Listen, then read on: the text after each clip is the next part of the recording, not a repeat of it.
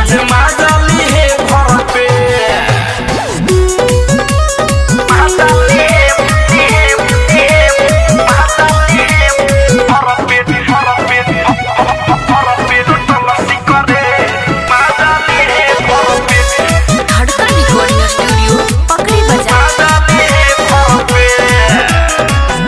रात भर बिजी रही लहंगा के कुंवर चोली में बरतिया तुहरा कति धुआं धुआं रे रात भर बिजी रही लहंगा के कुंवर चोली में बरतिया तुहरा कति धुआं धुआं रे तोरा धुआं पखाइया बरतिया पी के टोटल करे कि आज मजाली है भर पेट बरतिया पी के टोटल करे कि आज मजाली है भर पेट मजाली है भर पेट मजाली है भर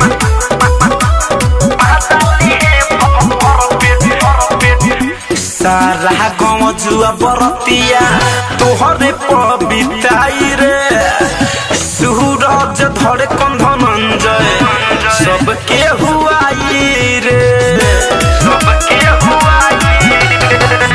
सारा गाँव जुआ बरतिया तोहरे पबिताई रे सूरज धरे कंधनंजय सबके हुआई रे मनी शंकर करिया मामला से बरतिया पी के टोटल करे कि आज मजाली है भर पेट बरतिया पी के टोटल करे कि आज मजाली है भर पेट तोहर जवानी बचल सबके नजर में गहर तोहर चलते रे बुचिया पूरा ग्राउंड भरल सब जग जाई तोहर तले बरतिया पी के टोटल करे कि आज मजाली है भर पेट बरतिया पी के टोटल करे